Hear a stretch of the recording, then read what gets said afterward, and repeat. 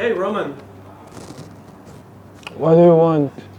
so I heard about a vulnerability called Heartbleed. Can you explain what it is? Yes, come with me.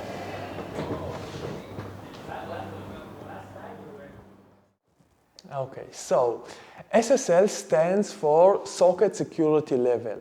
This is the level that allows create a secure communication between client and server over untrusted networks. For example, two users in a Wi-Fi of the airport. Without this layer, any user could sniff the communication of any other user, which is of course very bad. OpenSSL is one implementation of this security layer, which allows the encryption of the client-server communication. Recently, or some years ago, a vulnerability was found there that was called a Heartbleed. This is a very severe vulnerability that is based on a mechanism in this library that assures to the client that the server is still alive. In this mechanism, the client sends a message and the length of the message and expects the server to repeat this message. If the server repeats this message, the clients know that the server is still alive.